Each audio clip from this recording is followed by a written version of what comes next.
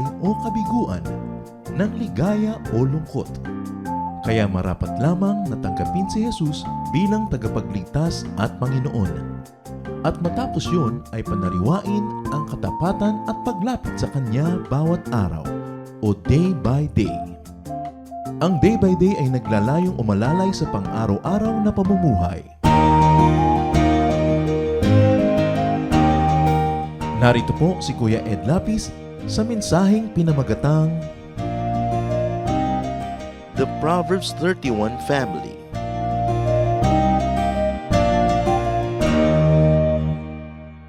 Lahat naman ng mga tao gusto masaya ang pamilya nila.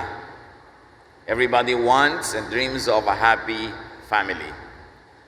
Pag-aralan natin ang katuruan na pwede nating magamit upang pasayahin o lalo pang pasayahin ang ating mga pamilya, the Proverbs 31 Family. Panginoon, salamat po sa iyong kabutihan sa amin at meron kami mga katuruan na pwedeng siyasatin, unawain, at i-apply sa buhay namin. Right now, Father, may you cleanse us, forgive us, restore us, and then bless us with your wisdom. Be our speaker. We ask you to teach us how to improve our family lives. In the name of Jesus, your Son, we pray with thanksgiving. Amen.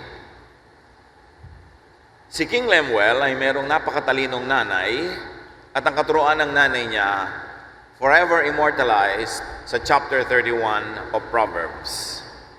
Proverbs 31, 1 to 31.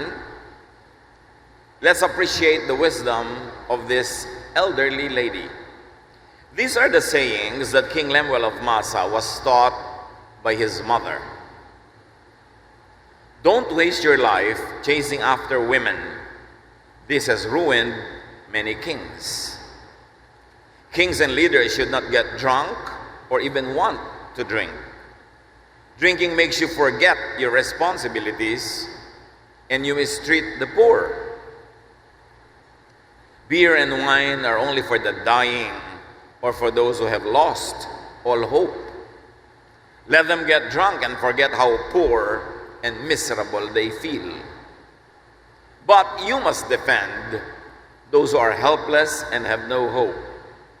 Be fair and give justice to the poor and homeless. Bilin ng isang nanay ng king who herself was queen. Nakita niya kung paano mamahala dapat sa pamamagitan ng pagtingin niya sa pamamahala ng kanyang haring asawa. At ngayon ang matalinong inang ito ay nagtuturo sa kanyang anak na magiging hari. Verse 10 and so on, a truly good wife is the most precious treasure a man can find. That means more valuable than an entire kingdom. Her husband depends on her, and she never lets him down. She is good to him every day of her life. Binibigyan ng reyna ng pointers ang kanyang magiging hari na anak kung paano mamimili ng mapapangasawa o kung paano susuriin ang mga babaeng kinoconsider maging asawa. And with her own hand, she gladly makes clothes. She is like a sailing ship that brings food from across the sea.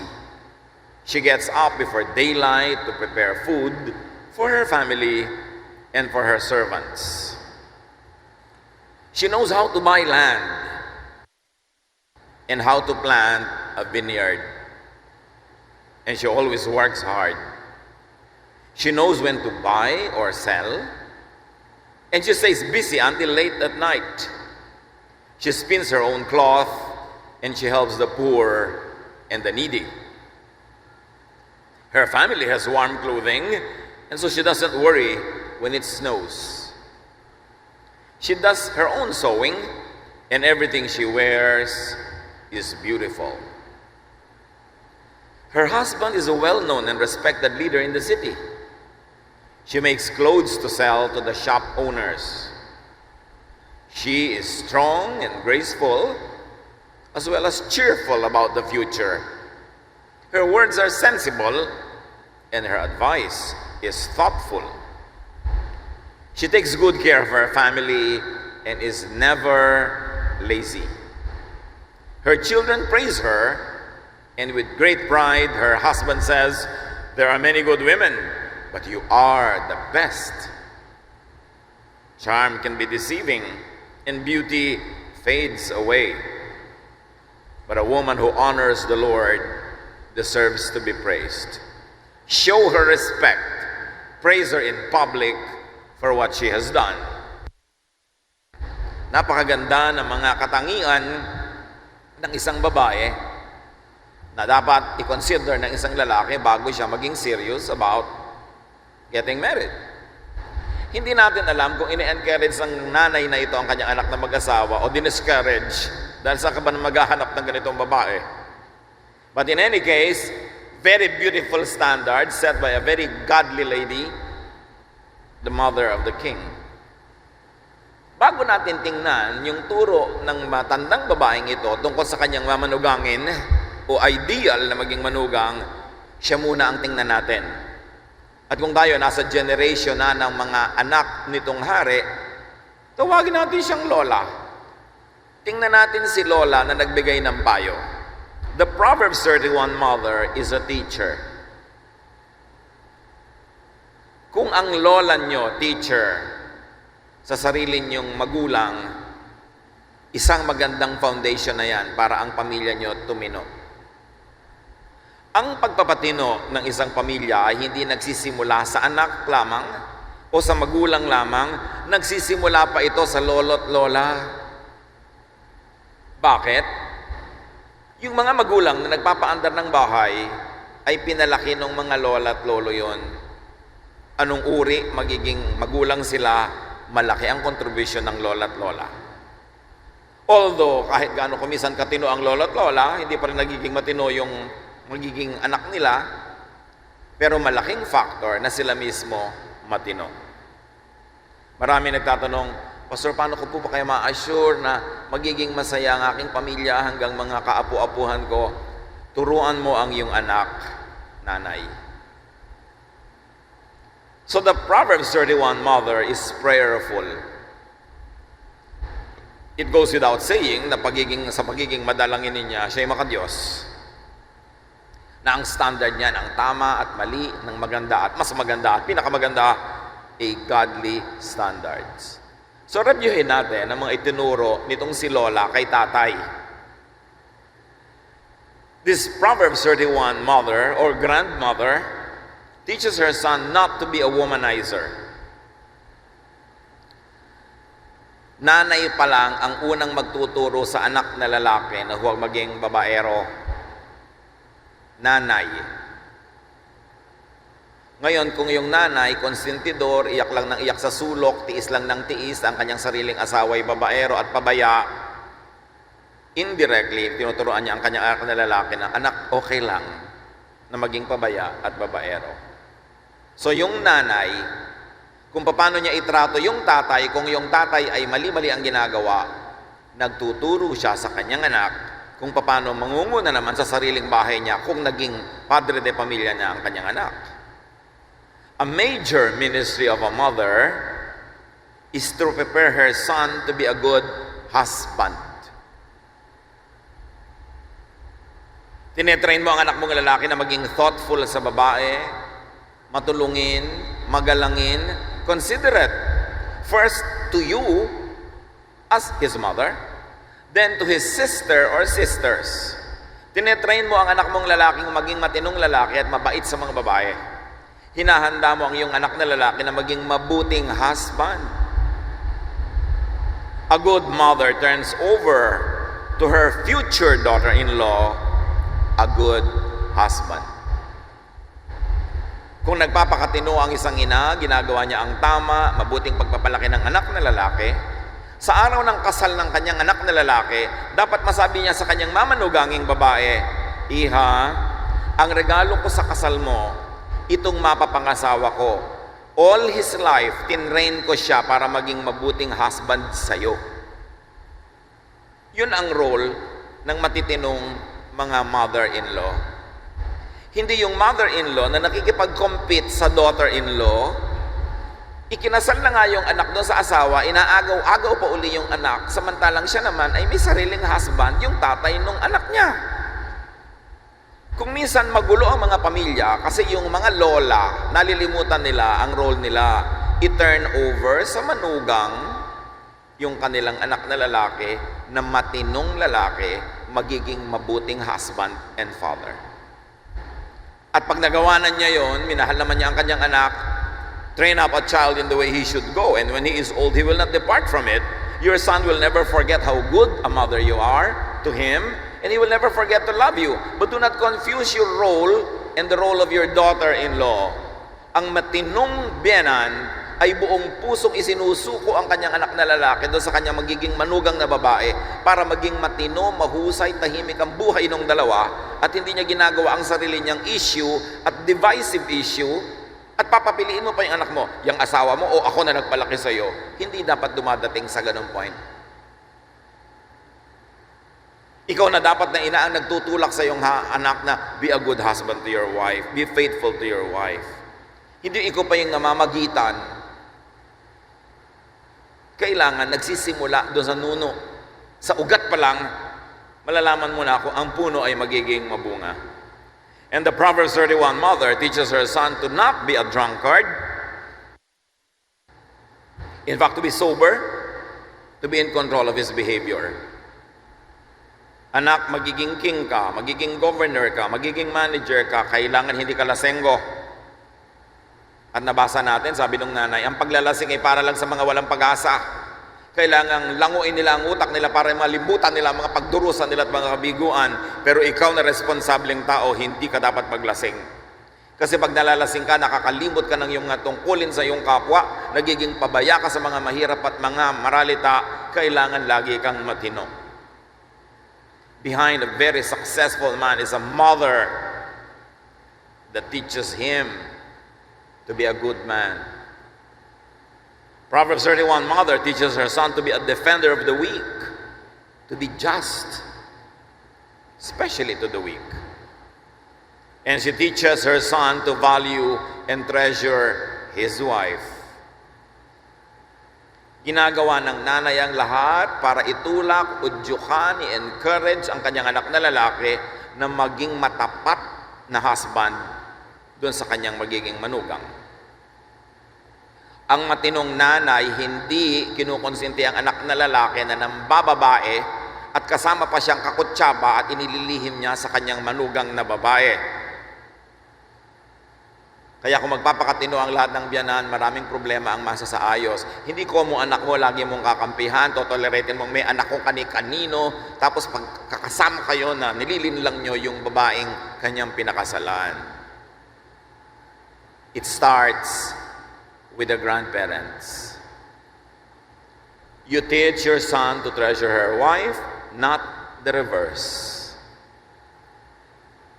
The Proverbs 31 mother teaches her son how to assess and the worth of a wife to be. Sinasabi niya, anak, ito yung ideal. Siyempre, yung binigay niya dito, ideal. Hindi naman lahat ng babae pwedeng pumasa sa standard na to. Pagka malapit-lapit na, 85, 80, pwede na yun. Mas mataas ang score, mas maganda. Pero sino ba naman ang 100% makakapasa sa standard itong biyanan na to? Medyo mahirap din siya maging biyanan, ha?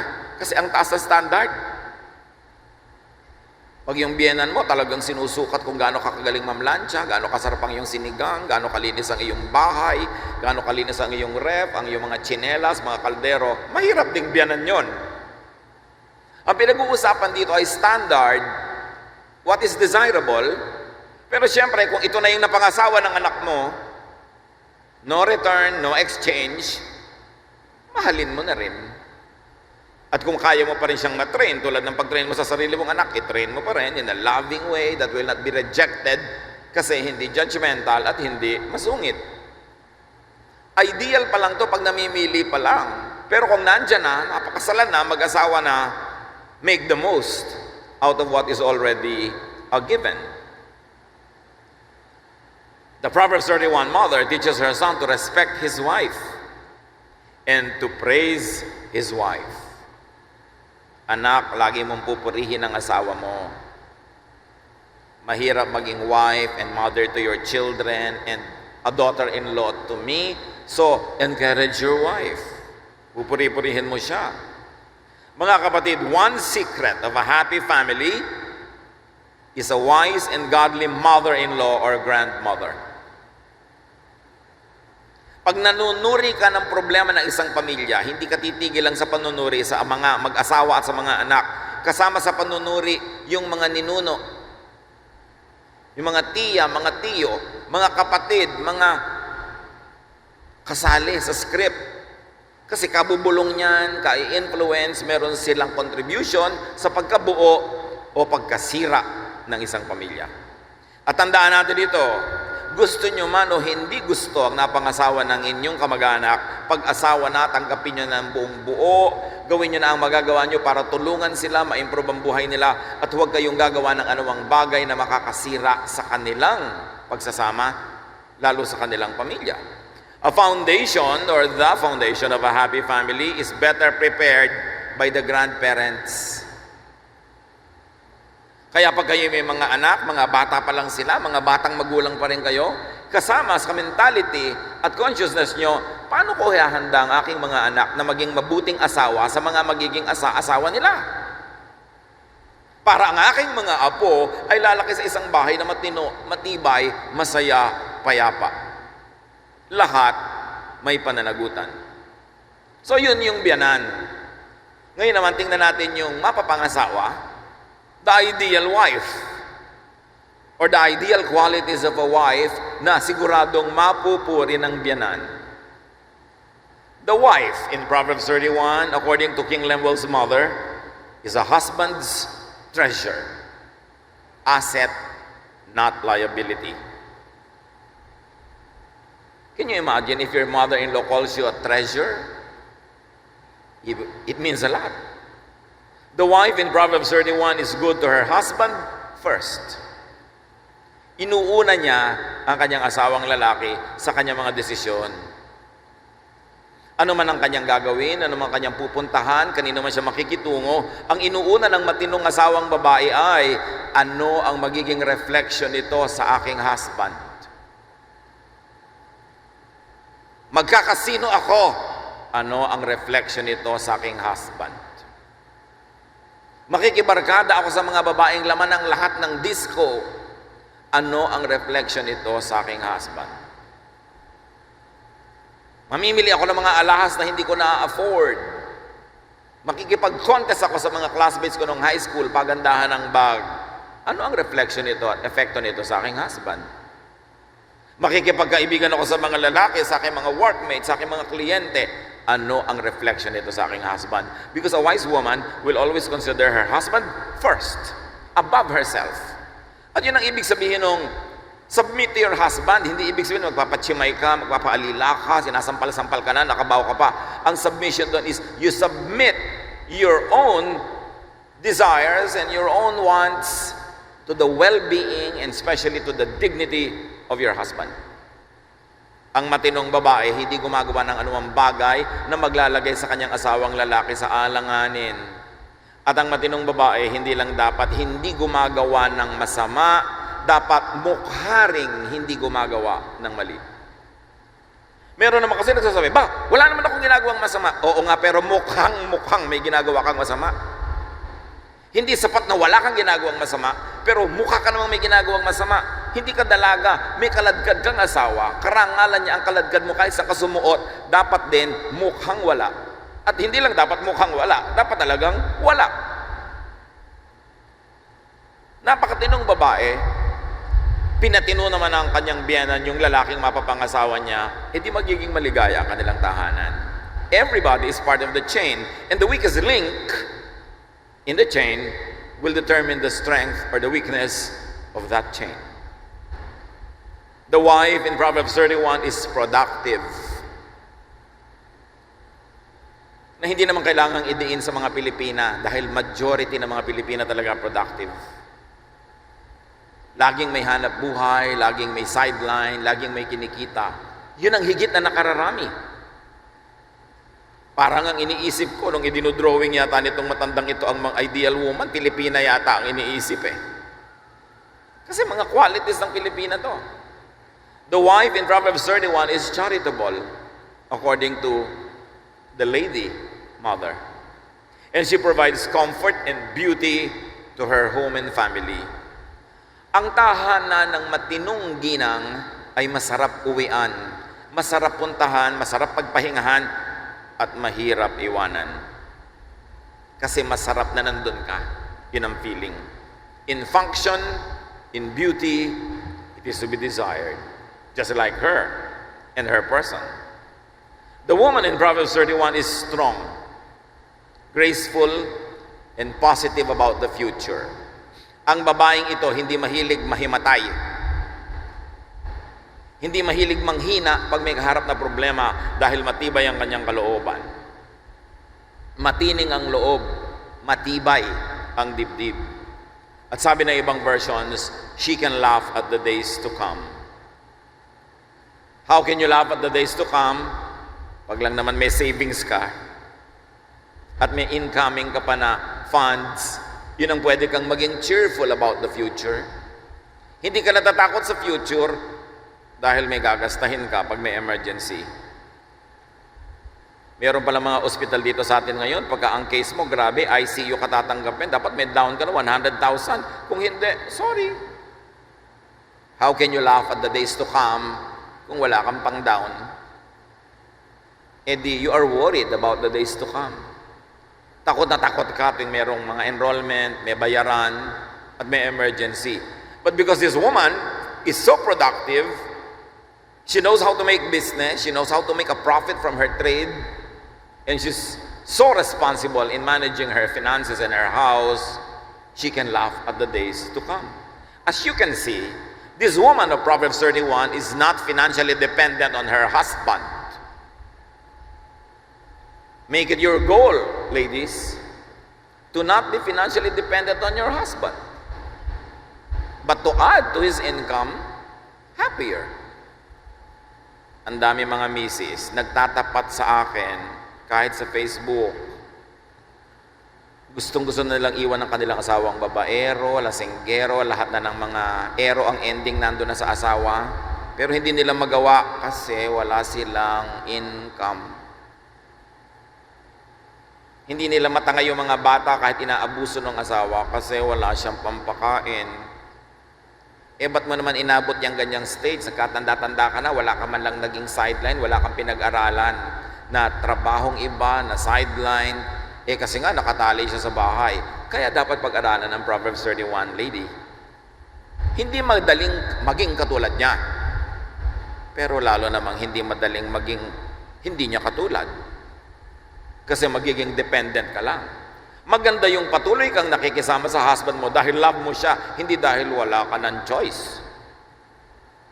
Kaya dapat ang babae nag-aaral na magkaroon ng trade, ng business. Once again, usually ang mga Pilipina may ganyan. Kadalasan nga, yung mga ginagawa niyang hanap buhay ang nagdudugtong doon sa nalalagot na kulang sa income ni husband. And hindi naman masamang pagdugtongin nila yon kasi mag-asawa sila, maganda nga yun. Proverbs 31:26, her words are sensible and her advice is thoughtful. Ang matinong babae, hindi salita ng salita kung wala namang katuturan ng sasabihin niya, nananahimik na lang siya.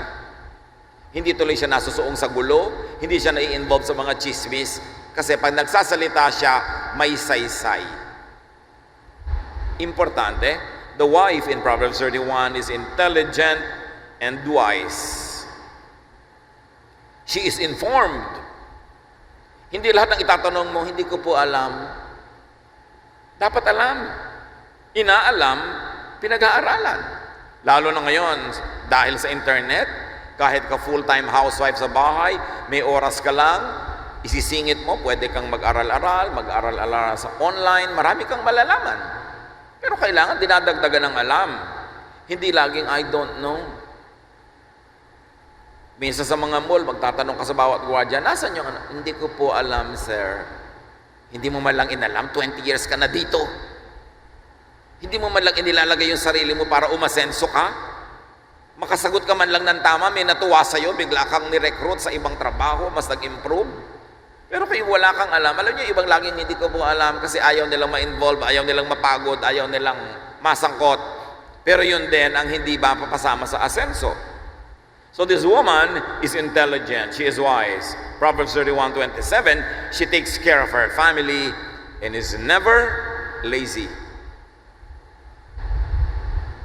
May mga ginang naman, pagbangon mula sa kamang malaki, lilipat lang pala doon sa sopa sa labas, higa uli.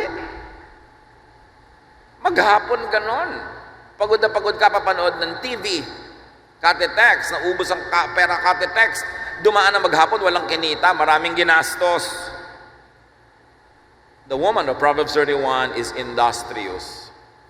At hindi natin ito pinag-aaralan para usigin o i-judge ang mga kababaihan na kulang sa ganito, but to encourage everyone to be like her because she is the type of lady who can laugh at the days to come. She can remain cheerful and even her mother-in-law praises her. Ang pinakamalaking award, kahangahangang award mga ginang, ay yung mapuri ka ng biyanan mo. Kasi bihira yon. So gawin mo, ganyan pala ang biyanan ko, pintasera. Lagi na lang may comment, laging may kulang. Makikita mo, dear mother-in-law, bibigyan mo ko ng award after some time. Gawin yung goal yun. Kasi hindi naman masama yung mga ipinipintas ng biyanan eh. Kadalasan, pag pinakinggan mo yun, lalo ka magiging mabuting babae. Lalo kang magiging masaya dahil yung mga standards na yun, nami-meet natin. But of course, you always caution the mothers-in-law, be loving naman to your daughters-in-law. Kasi yung alam nila, syempre, hindi pa katulad ng alam nyo dahil may edad na kayo. So give them time and be gentle in teaching them so that they will accept your teaching and not reject it. Now, let's take a look at the husband in Proverbs 31. Marami nang ibinigay, pero yung qualifications kanina, panghari, hindi pang lahat naman ng lalaki, ganun kataas yung requirement. Pero pag may pananagutan ka, at kahit nga supervisor ka na lang ng 3 tao, may pananagutan ka na rin, you have something to learn from the teachings of this lady.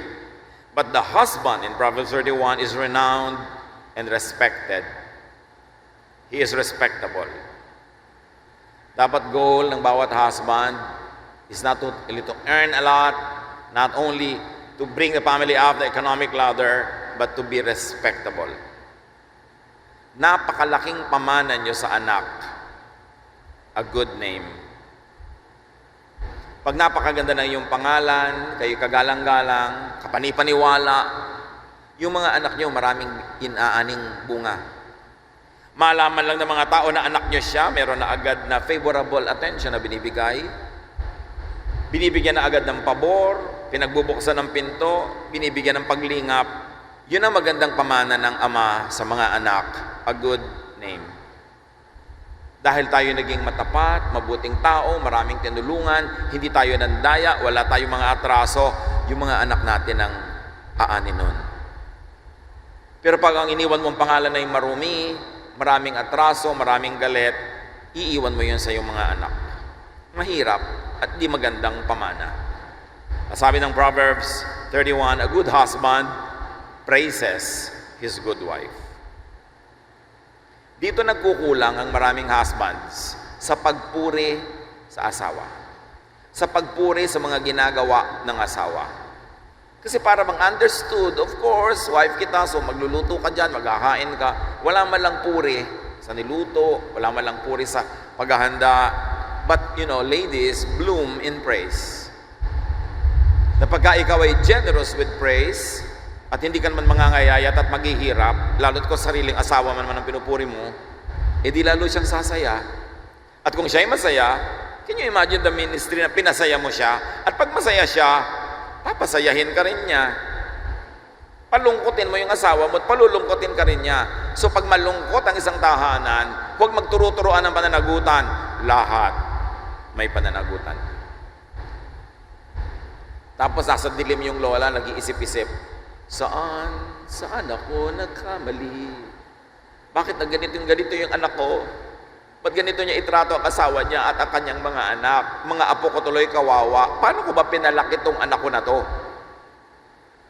Kaya dapat ang mga nanay, don't spoil your sons. napakarami sa ating bansa, spoiled sons, they only become spoiled husbands later. So yung wife, ang panganay niyang anak yung husband. Mami, nasa na yung medyas ko? Akala mo yung nanay ang kausap, asawa yun. Mami, nasa na yung sapatos ko? Mami, nasa yung mami, pengin pera. Pagka ganon, paano pinalaki ng ina ito? Ba't nagkaganyan? Importante. Tatandaan nyo mga ladies, ang ipapamana nyo sa inyong manugang, isang matinong asawa. How about the children in Proverbs 31? Ang sabi doon, they rise and praise their mother. So good children praise their mother or father or other siblings. In other words, children, kahit hindi kayo ang pangunahing tauhan sa Proverbs 31, be appreciative. Don't be complainers. Ang ministry ng mga anak, appreciate ng mga magulang, pasalamatan, at purihin. Hindi puro reklamo. Hindi pa naman nag-e-entrega, namimili pa ng ulam. Wala pang income, ang laki-laki na ng gastos. Ayaw pa ng simpleng cellphone, gusto pa yung may fountain. Wala ka pang income, may fountain pa ang cellphone mo. Gusto malalaking mga gastusin, kailangan appreciative kayo sa effort na inyong mga parents. Alam niyo yung mga parents, para makapaglagay ng pagkain sa mesa, makabayad ng mga bills, minsan heroic effort yan, hindi laging madali. And you will always do well by praising them for providing for you, even though what they provide is not what you have in mind. Kailangan laging nagpupurihan ang miyembro ng pamilya. May mga anak na ang polite sa mga tito-tita sa labas, sa mga magulang na mga kaibigan nila, pero hindi polite sa sariling magulang. Hindi polite sa sariling kapatid. Pag namatay ka, yung kapatid mo na yan na magbuburol at maglilibing sa'yo, hindi yung mga kabarkada mo. Kaya dapat mga kabataan, mabait kayo sa inyong mga kapatid. Hindi yung pinakapangit na asal, pinakamagaspang na behavior, inilalabas nyo sa sarili nyong magulang at anak o kaya ay kapatid. Tapos ang pino-pino, ang nice-nice mo sa mga tagalabas. Dapat unahin sa loob. Kayo ang magtutulungan. Pag nagkasakit ka, dadalawin ka ng mga kabarkada mo once or twice. Mapalad ka na kung naka-twice. Pero kung nasa ospital ka ng 6 na buwan, pamilya mo lang ang makakasama mo, walang iba. Dadalaw lang sila minsan, pangalawang beses. May mga thoughtful na kaibigan, kamag-anak, mag-aabot ng konting sobre, konting ambag sa gastos mo. Pero ang lahat-lahat ng natirang gastos, pamilya mo ang bubuno. Maging nice ka sa iyong pamilya. At the end of the day, you will have only each other. Kaya huwag kang magtanim ng negative, magtanim ka ng positive feelings sa mga pamilya mo. Huwag kang magreklamo kung pamilya imperfect. Do what you can to contribute to improve the family. The children in Proverbs 31 allow and help their mother to be all she is and all she could be. A child allows and helps his or her mother to be all she could be. Let me tell you a secret of this lady. Bakit siya pwedeng magnegosyo? Bumili ng bukid, magpatanim, magburda, manahi, magtinda, maganda ang bahay, maayos ang lahat, kasi ang mga anak niya hindi pasaway. Hindi siya makakapagnegosyo kung lagi siyang nasa presinto dahil tinutubos niya yung anak niya. Hindi siya makakapaghanap buhay kung hinahanap niya yung anak niya sa lahat ng ospital dahil lagang nag-overload sa drugs. Hindi siya makakakonsentrate sa kanyang karir kung yung mga anak niya ay nagpapa-abort here and there, napapaaway doon, nakikipagbasagulero dito, nakakabuntis-buntis doon. Hindi makakakonsentrate yung magulang na maging excellent professionals also. So you see, yung mga anak, though silent, may contribution dito. You allow and set the parents free to be the good persons and individuals and professionals that they could be because you stand out of the way. You do not demand too much attention from them because you take care of yourself. Hindi mo sila ipinapasubo na ilabas ka sa lahat ng gulong sinusuotan mo araw-araw. Therefore, they can concentrate on what they can do best. And because they can do best, you are also amply provided and you could also become the best person that you can be. So nagsimula sa lola, tapos sa tatay, tapos sa nanay, tapos sa mga kapatid, mga anak, magkakapatid, lahat yan may contribution para magkaroon ng happy family. Needless to say, this family is founded on the Word of God.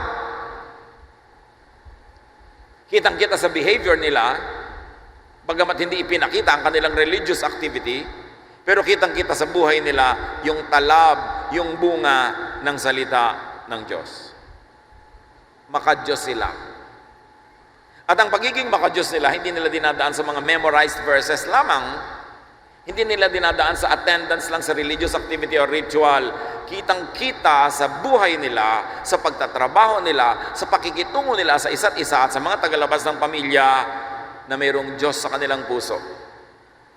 At ang katuruan ng Diyos na yon ang nangingibabaw, nangunguna sa lahat ng pamantayan nila sa pang-araw-araw na buhay.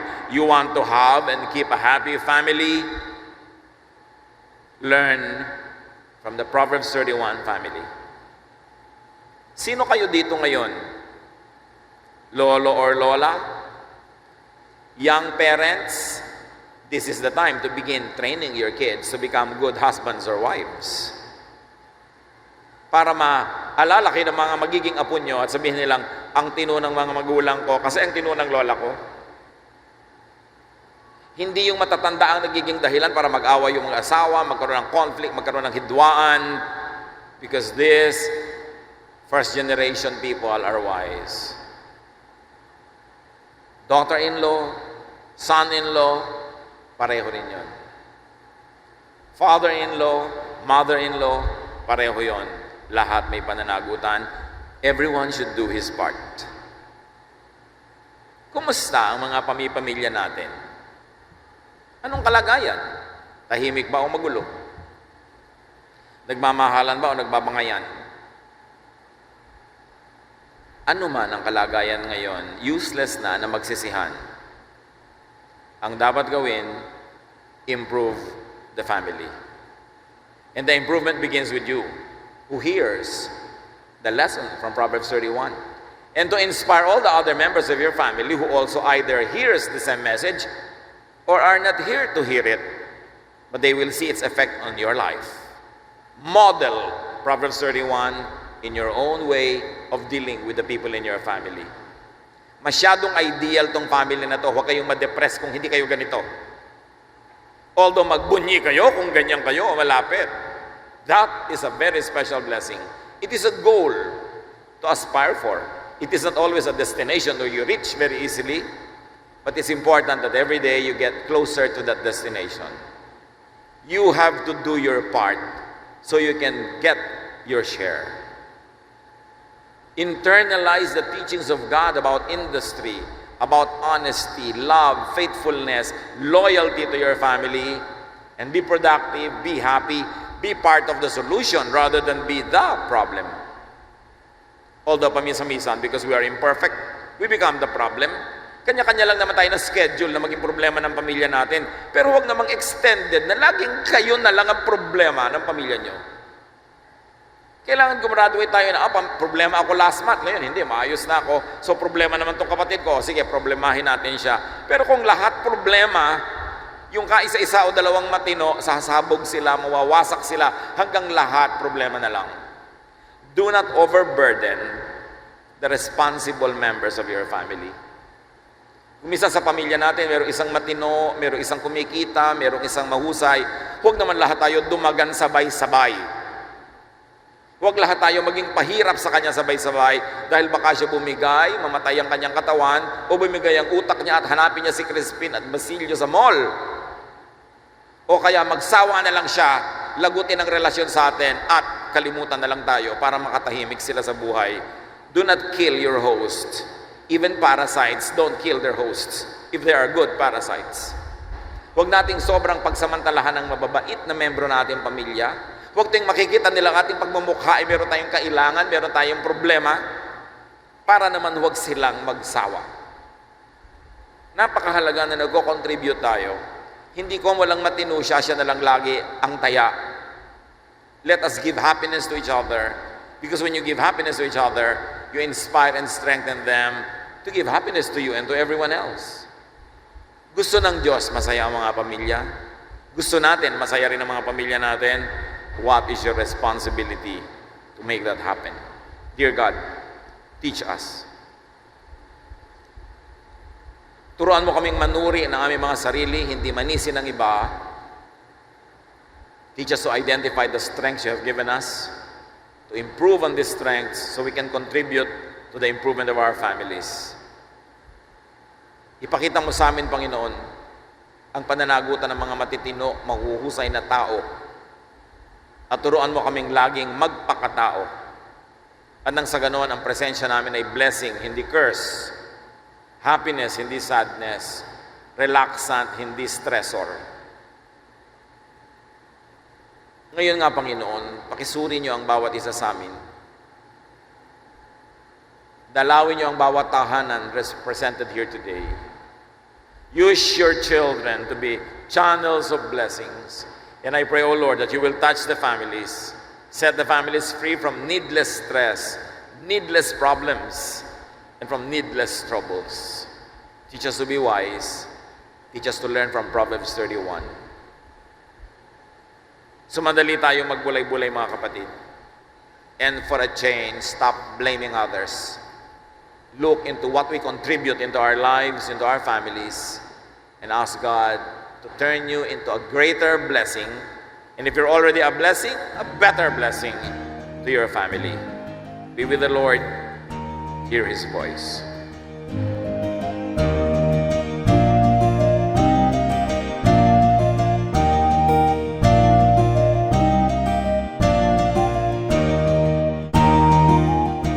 Ang katatapos pong mensahe ni Kuya Ed Lapis ay pinamagatang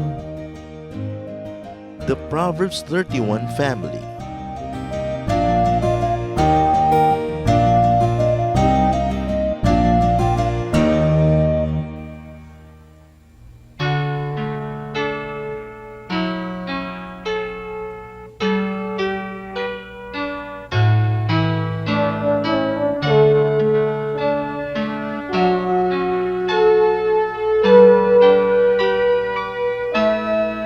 Kahit lagi ang pasakit dito sa buhay ko, kahit lagi ang pagluha dito sa buhay ko, sakali man itong aking pamatok, ubod ng bigat, sa tulong mo, Jesus, nakakaya ang lahat. Kung sakaling ang ligaya'y di pa natagpuan, kung sakaling ang ginhawa'y di pa nakakamtan, sa piling mo, Jesus, ako ay lagi nang nakatanaw sa langit mong laan, di na mamamanglaw. Pagtitiis ang kailangan kong mabatid, kaya't ikaw, Panginoon, ang aking tutularan.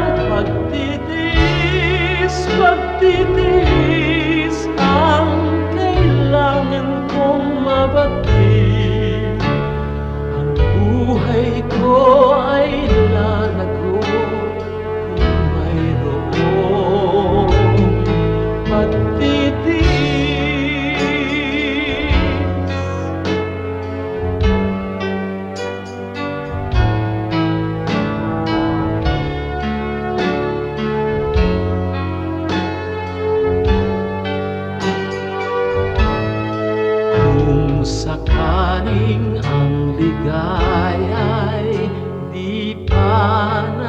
tagpuan kung sakaling ang ginhaway di pa nakakamtan. Sa piling mo, Jesus, ako ay lagi nang nakatanaw sa langit mong laan. Di ka mamamanglaw, pagtitiis ang kailangan kong mabatid. Kaya't ikaw, Panginoon, ang aking tutularan. Pagtitiis ang kailangan kong mabatid. Espiritu ay lalago kung mayroong pagtitiis.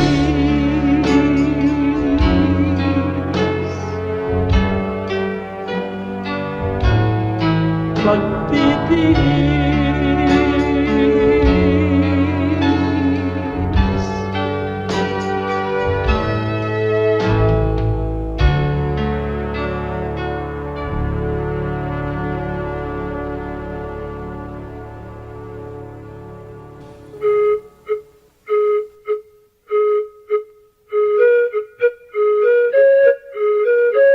Dumako po tayo sa mga hiyas ng bayan, mga bagay po na maaari nating kilalanin, pag-aralan, ipagmalaki bilang mga Pilipino, hindi naman para magyabang, kundi para magkaroon po tayo ng mahalagang pagtingin sa ating mga ninuno, sa ating nakaraan at sa ating sarili. Sabi nga po, ang hindi lumingon sa pinanggalingan ay hindi nakararating sa paroroonan. Kaya mahalaga rin naman na atin pong pagbulay-bulayan, pag-aralan, yung mga karunungan ng ating bayan. At ngayon po ang ating hiyas na itatampok ay isang kasabihan. Bakit po hiyas ang kasabihan? Sapagkat bago naman tayo makagawa ng isang kasabihan, kailangan ng napakahabang panahon, ng pag-aaral, ng pagmamatyag, at ng isang sensitibong puso sa mga katotohanan sa daloy ng buhay. Bawat isang kasabihan po ay maaaring isa o maraming buhay na nagtulong-tulong, nagsama-sama upang makita ang mga batas ng buhay, ang mga daloy ng mga katotohanan. Kaya nga po ang isa nating pagbubulay-bulayan ngayon na kasabihan ng ating bayan na hinango po sa koleksyon ng UP Cultural Dictionary for Filipinos ni Thelma Quintanar at mga kasama. Sabi po ng kasabihang ito, ang bayaning masugatan, nag-iibayo ang tapang. Tama nga naman po. At ito po, kung ibabase natin doon sa kanyang pangunahing kahulugan, yun pong literal, ay totoo naman. Sa mga larangan ng digmaan, yung mga bayani, yung habang nasusugatan, habang tinatamaan at nagdurugo o kaya po ay lumilipad ang mga punglo sa paligid, ay lalong tumatapang. Yun po yung mga bayani, siyempre may mga duwag na pag nasugatan, umaatras naman. Pero ang mga bayani, pag nasusugatan, nag-iibayo pa ang tapang. Subalit higit po dito sa pangunahing kahulugan nito na yung literal, ay meron pa pong malalim na kahulugan siyempre ang hiyas ng bayan na kasabihan na ito.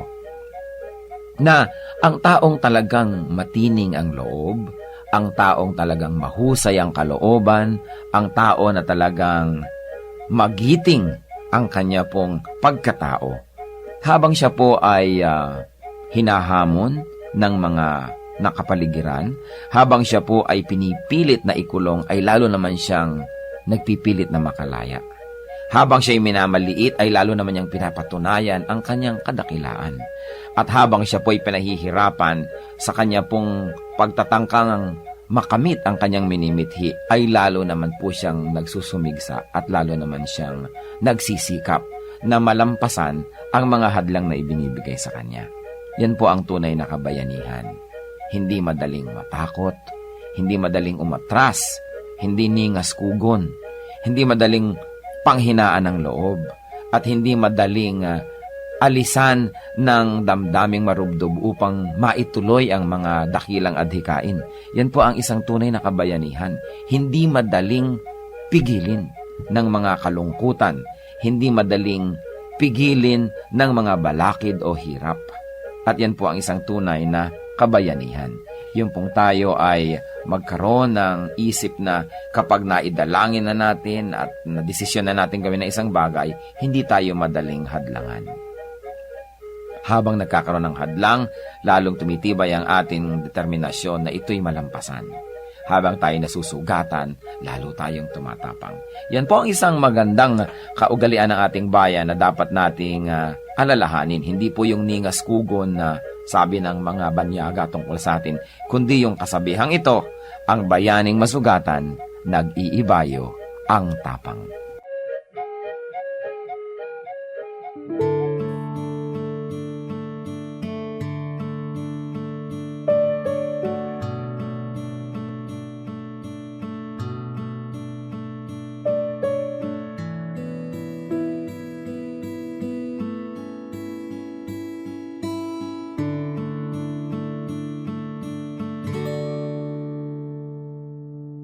Magpakailan pa man,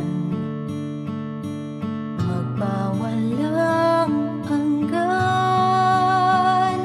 pag-ibig niyo sa akin, di nababago ng hangin, kahit saan pa man.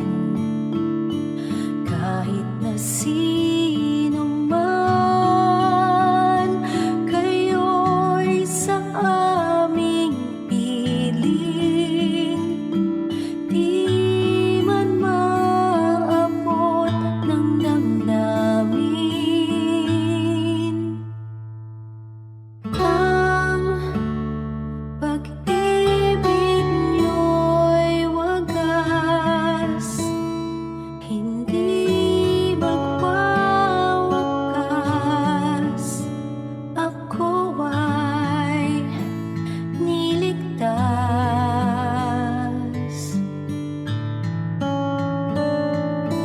At pag-ibig niyo'y sapat, sa akin ay tapat.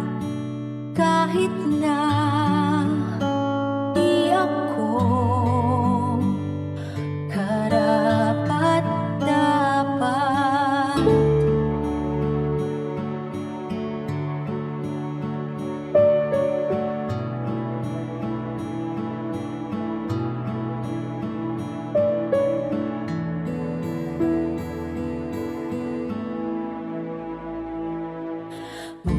Magpakailan pa man, magpawalang hanggan, pag-ibig niyo sa akin, di nababago ng hangin, kahit saan pa man.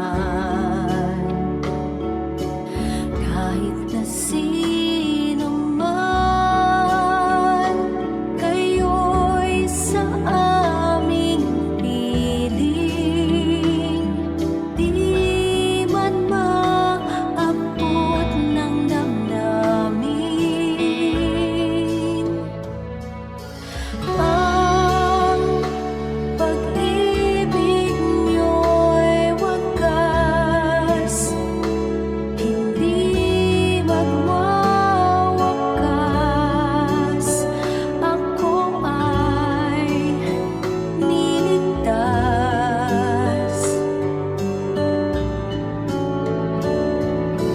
At pag-ibig niyo'y sapat, sa akin ay tapat.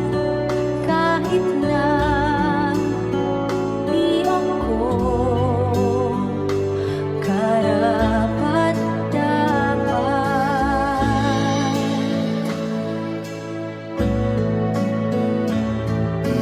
Langit sa'yo aasa, lalapit ang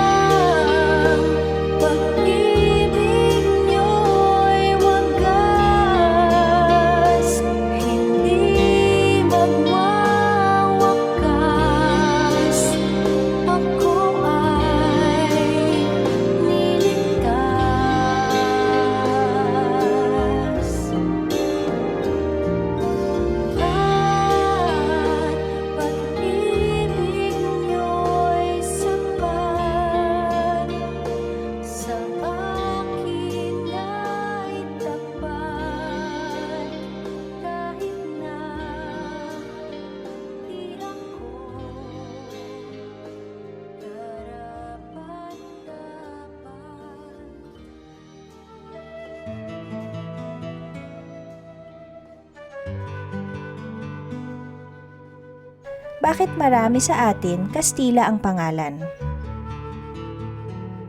Hindi common no, Kastila, ang apelyido ng Pilipino, Kastila siya o siya ay may lahing Kastila. Si Governor Claveria kasi ay nag-decree na ang mga Pilipino ay magkakaroon ng Spanish family names para madali sa record keeping, madali sa buhay ng mga namamahalang Kastila ang kanilang pamamahala. Kaya maraming mga Pilipino ay naobliga na magkaroon ng mga Spanish family names noong 1800s. At yan ay hanggang ngayon nagpatuloy pa. Konting-konting Pilipino na may Spanish family name ang talagang may dugong Kastila o lahing Kastila. Ngayon, sapagkat family name mo na Spanish, hindi mo na mapapalitan, makakabawi na lang siguro tayong mga Pilipino sa pag-reassert ng ating identity sa paggamit naman ng mga indigenous first names. Halimbawa, pwede natin gamitin yung mga pangalan na Luningning, Liwayway, Sitagumpay, Magiting, kung ano-anong mga indigenous names para mai-assert mo naman yung identity mo at hindi ka mukhang Meksikano, hindi ka mukhang Kastila dahil hindi naman talaga.